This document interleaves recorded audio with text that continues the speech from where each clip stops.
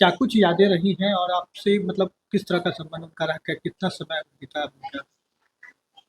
मेरे लिए तो एक छोटी बहन की तरह थी और हमको मानती भी उसी तरह से थी और हम लोग अपने स्टूडेंट पीरियड से ही हम लोग साथ रहे हैं और हमसे 1 साल जूनियर थी, तो हम लोग वहीं से साथ रहे। फिर हम लोग जब नौकरी में आए, फिर हम लोग साथ रहे और करीब-करीब 41-42 बरस हम लोग साथ रहे। तो इस संबंध में तो जितना भी वो आज तक जो अपना करती थी कार्यक्रम या कोई भी प्रस्तुति देती थी, तो हम लोगों को आकर बताती थी और हम लोग अ, उसको एन्जॉय करते थे स्टाफ रूम में। और तो इस तरह से कभी-कभी जैसे हम छठ करते थे, तो ज़रूर छठ के पहले हमको प्रणाम करती थी, फिर गाना यहाँ आके एक आध बार गाई भी है, फिर छठ का प्रसाद ज़रूर लेने खाने आती थी। तो इस सब तरह का यही सब बहुत घनिष्ठता थी हम लोगों की। बाल बच्चे भी जब हम लोगों के साथ थे, तो उसके जो दोनों बच्चों का जन्म हुआ तो हम लोग हॉस्पिटल में भी साथ रहे। मेरे भी बच्चे जब जैसे-जैसे जन्म लिए, बड़े हुए, शादी-ब्याह हुआ, सब में उसका साथ रहा हमारे साथ। तो इसलिए काफ़ी नज़दीकी हम लोग का संबंध था। कॉलेज में आप दोनों एक साथ पढ़ाई करती थी, तो उस समय किस तरह का संबंध आप लोग का था? क्या कुछ यादें उस समय जुड़ी उस कॉलेज के दिनों में? कहाँ से पढ़ाई की? हाँ, हम लोग वहाँ बिहार यूनिवर्सिटी में साथ रहे, तो वो 5th ईयर में थी पीजी में और हम 6th ईयर में थे। तो वहाँ हॉस्टल में हम लोग जो वहाँ जो हॉस्टल था, पीजी हॉस्टल, उसमें हम लोग साथ रहते थे। तो वहाँ से भी उसका गाना ये सब का शुरुआती अवस्था था।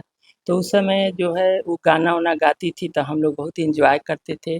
कॉलेज के स्टेज पर भी तुलसी जयंती में उसका गाना जो था वो जाओ लाओ पिया नदिया से सोन मछली बहुत प्रसिद्ध हुआ था। उसके पति थे ब्रजकिशोर जी, तो वह भी साथ ही गाए थे। तो हम लोग बहुत उसको अच्छा यानी हम लोग को अच्छा लगा था। हम लोग हॉस्टल में भी फिर दोबारा उस प्रोग्राम को फिर दोबारा करवाए। तो इस तरह से हम लोग फिर यहाँ समस्तीपुर में आए, तो यहाँ भी हर स्टेज पर जो है वो गाना गाती थी। तो उस समय एक गाना वो गाती थी, भजन था जो मोहे रघुवर की सुधि आई। तो उस समय कलेक्टर सिंह केसरी प्रिंसिपल थे, तो उनको बहुत भाव विभोर हो गए थे उस गाना को सुनकर। तो तो उसी समय से हम लोगों का संबंध रहा था और अभी तक मरते दम तक भी संबंध रहा कि अभी जनेऊ जो हम 10 जुलाई को बच्चों का अपने पोता लोगों का किए, तो उसमें भी वो दिल्ली से ही बहुत सारी शुभकामनाएँ दी और बोली कि हम बहुत बीमार हैं, सो इसलिए नहीं आ पा रहे हैं। तो हमारी सारी शुभकामनाएँ उन लोगों के साथ है और हमारा आशीर्वाद है। कॉलेज में समस्तीपुर कॉलेज में कब जॉइन की थी आप लोग और कब समस्तीपुर महिला कॉलेज महिला महिला कॉलेज में वो 72 में आई थी, हम 73 में आए थे।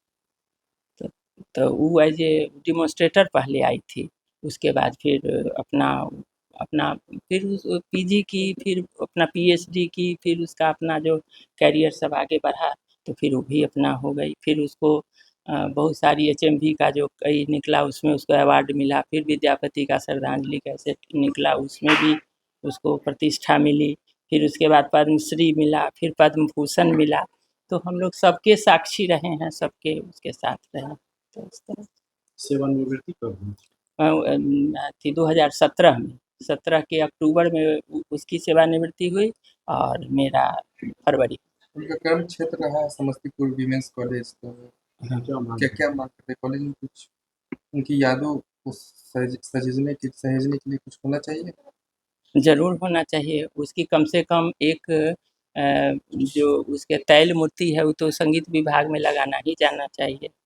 और ऐसे भी उसके कारण पूरे वीमेंस कॉलेज को गौरव मिला है देश-विदेश में छठ के माध्यम से। तो ये भी होता था कि कहाँ वो काम करती हैं। तो वो खुद भी कहती थी कि मेरी प्रतिष्ठा सबसे पहले कॉलेज से है। उसके बाद हम कहीं भी जाते हैं तो इसीलिए हम थोड़ा डिसेंसी मेंटेन करते हैं कि हम कॉलेज में हैं, एक प्राध्यापक के पद पर। और भोजपुरी में जो इतनी अश्लीलता भरा गाना सब था, तो उसका विरोध भी वो करती थी इसीलिए कि हम एक डिसेंसी वाला गाना गाना चाहते हैं। तो कभी भोजपुरी में भी गाना गाई तो उसके गाना में कोई अश्लीलता नहीं थी। क्या नाम है? मेरा उषा चौधरी।